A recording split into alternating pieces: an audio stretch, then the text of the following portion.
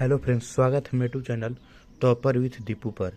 UP board परीक्षा में आपको हिंदी की कॉपी कैसे लिखनी है आपको ये पता होना चाहिए।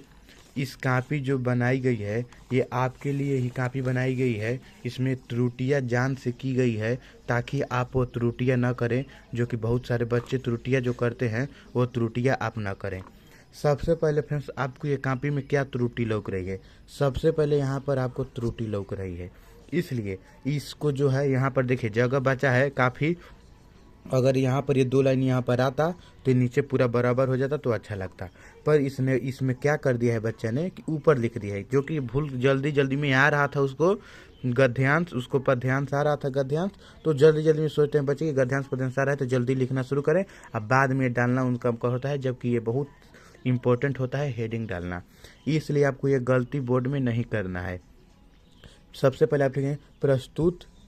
आप यहाँ पर गद्यांश भी लिख सकते हैं और यहाँ पर लिख सकते हैं अवतरण।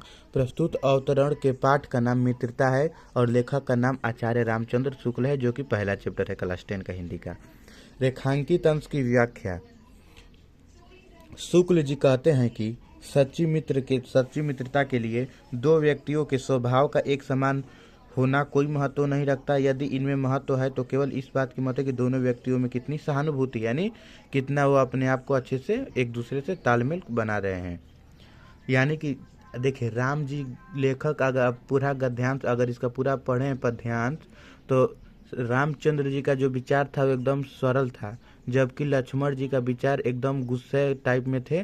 तभी उन दोनों की एक अच्छी मित्रता थी। लेखक कहना चाहता है कि दो भिन्न प्रकृति के मनुष्य में भी घनिष्ठ, यहाँ पर देखिए लोग नहीं रहे, अभी मैं इसको सही से कर दे रहा हूँ,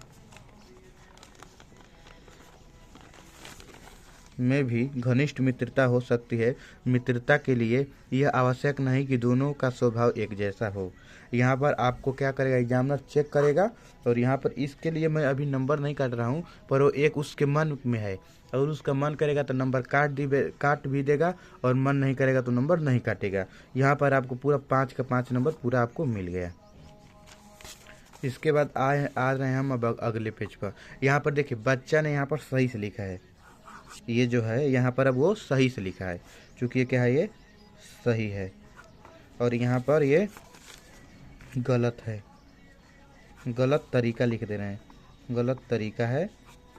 और सही तरीका इसका लिखने का क्या है, सही तरीका ये है संदर्भ। ये हमारा हो गया, ये क्या हो गया, पद्यांश। गद्य हमारा हो गया, ये पद्यांश। तो लिखेंगे हम संदर्भ में क्या लिखेंगे, यहाँ पर देखिए यहाँ पर अवतरण भी लिख सकते हैं और यहाँ पर ऐसे भी लिख सकते हैं संदर्भ में। प्रस्तुत पद्यांश हमारी पाठ्य पुस्तक के हिंदी के पदखंड के चींटी नामक पाठ के शीर्षक से लिया गया है, जिसके रचयिता सुमित्रानंद पंत जी हैं। यहाँ पर इतना जब जान जाएगा लेखक तो आपको सीधा सीधा वो कितना आपको नंबर देगा मैं बता दे रहा हूँ अभी। वो 1 नंबर लगभग हमारे हिसाब से, यहाँ 1 नंबर यहाँ पर आपको मिल जाता है। इतना सही है, तब लेखक का नाम सही, मतलब कि पूरा पाठ का आप बता दें कि किस पाठ से लिया गया है।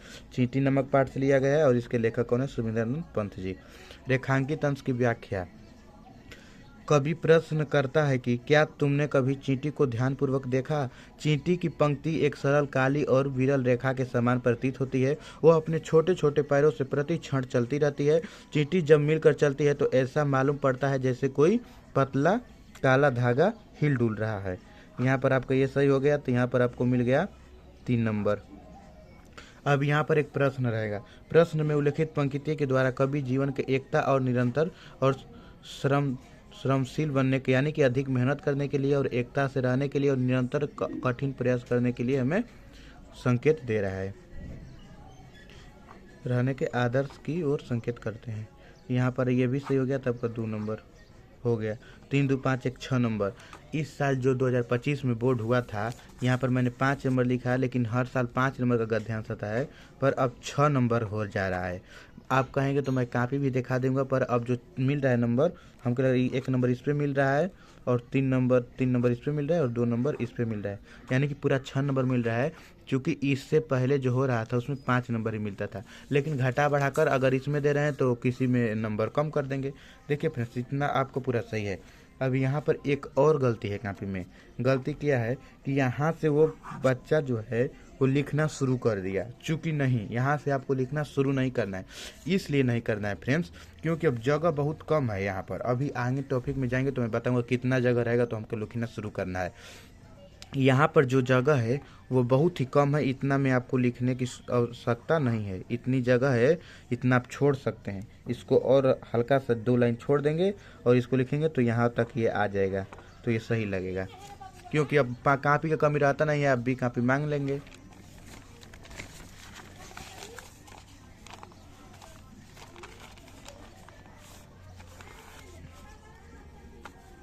उसके बाद ये हिंदी अनुवाद है संस्कृत का। यहाँ पर जब शुरू किया गया है 23 नंबर, अब देखिए 23 नंबर यहाँ पर शुरू होकर यहाँ पर पाठ का नाम हमने लिख दिया तो यहाँ पर आपको 1 नंबर तो मिल जाएगा। पर आपको दिक्कत क्या हुआ कि अब यहाँ पर पलटेगा तो उसका दिमाग में आएगा कि यार लिखा ही नहीं है, क्योंकि उनको इतना कापी चेक करना रहता है कि वो भूल जाते हैं। तो यहाँ पर चेक करेंगे और सीधा आपको दे देंगे 4 नंबर। ये अनुवाद और 1 नंबर हुए, 5 नंबर आपका हो गया। अब प्रश्नोत्तर देखिए, यहाँ पर जब इतना रहेगा तो यह है सही तरीका, सही तरीका, और यहाँ पर हम लिख दे रहे हैं गलत तरीका, गलत तरीका। ये हो गया हमारा गलत तरीका और यहाँ पर ये हो गया हमारा सही तरीका। क्योंकि इतना जगह है तो काफ़ी जगह है, तो यहाँ से आप लिखना शुरू कर सकते हैं। ये श्लोक है, श्लोक हमारी संस्कृत खंड के प्रबुद्धो ग्रामीण नामक पाठ से लिया गया है। सही है, सीधा आपको मिल गया यहाँ पर इतने पे आपको मिल गया 1 नंबर। और हिंदी में अनुवाद कर दिए तो ये आपको मिल गया 3 नंबर। कुल मिला के आपका हो गया यहाँ पर 4 नंबर। अब देखिए प्रश्नोत्तर संख्या, यहाँ पर आप श्लोक को आप ऐसे नहीं लिख सकते हैं, इसको अलग यहाँ पर यहाँ से भी शुरू करना, ये क्या है गलत तरीका। जब इतना जगह है तो आपको यहाँ से शुरू नहीं करना है, आप अलग कापी ले लीजिए और इसको ही बढ़ाकर इसमें मेंटेन कर दीजिए। और यहाँ पर भी क्या हुआ है कि सबसे पहले हिंदी का अनुवाद लिख दिया। यहाँ पर देखिए फ्रेंड्स, ये जो जगह होता है ना, ये जगह होता है, यहाँ पर एक जो एग्जामिनर होता है वहाँ पर यह अंक देता है। और जो आपका होता है कापी में, कहेंगे कि आप कापी में ये क्यों खींचा जाता है, रहता है पहले से ही, क्योंकि यहाँ पर कोई टिप्पणी लिखना होता है, टिप्पणी भी कोई लिखना होता है और यहाँ पर अंक देता है। इसलिए यहाँ पर आपको कुछ नहीं करना है, जबकि यहाँ पर ये लिख गया है। यहाँ पर आपको पूरा खींचने के बाद ही ध्यान देना है, सबसे पहले आपको पूरा खींच ही लेना है, उसके बाद लिखना है। और यहाँ पर इस श्लोक का आपको हो गया 2 नंबर। अब यहाँ पर देखिए जीवन परिचय, जीवन परिचय अच्छे से लिखा गया है, पर मैं अभी बताऊंगा कि इसमें गलती क्या है। देखिए जीवन परिचय में सबसे पहले आपका जन्म देखेगा एग्जामिनर, नाम देखेगा, नाम तो नाम यहाँ पर बच्चा ने नहीं लिखा है, सिर्फ यहाँ पर लिख दिया, चूँकि यहाँ पर नाम भी लिखना चाहिए था, चंद्रवरी शुक्ल। यहाँ पर इतना जब सही है ना तो सीधा सीधा आपको मिल जाता है, ये जान गया। और ये पूरा एग्जामिनर कभी पढ़ता नहीं है, तो इसको यहाँ पर आपको मिल गया यहाँ पर 5 नंबर हो गया।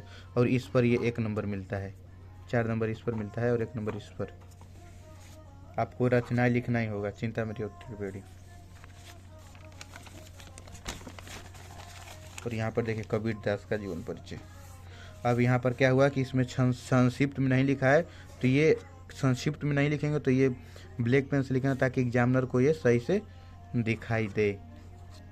तो आपको यहाँ पर कितना मिल गया, यहाँ पर भी आपको मिल गया 5 नंबर। आपको संक्षिप्त में यहाँ पर जगह था तो ऊपर संक्षिप्त में नाम और जन्म लिख देते तो एग्जामिनर सीधा चेक कर देता, लेकिन पढ़ेगा तो उसके मन का काट देते हैं। बहुत सारे लोग गुस्से में रहते हैं तो काट देते हैं। अब इसके बाद आपको आ गया आवेदन पत्र, छुट्टी के लिए आवेदन पत्र। तो आप लिखेंगे एकदम अच्छे से लिखना है छुट्टी के लिए आवेदन पत्र, सेवा में श्रीमान प्रधानाचार्य महोदय। यहाँ पर स्कूल का नाम है दीपू इंटर कॉलेज गाजीपुर। आपका जो स्कूल का नाम लिख सकते हैं, कोई भी स्कूल का नाम लिख सकते हैं बोर्ड परीक्षा में, वहाँ पर ये कोई मायने नहीं है कि यहाँ पर आप दीपू ही लिखेंगे, कोई भी स्कूल लिख सकते हैं। और विषय आपका क्या है, विषय आपका यहाँ पर कोई भी हो सकता है।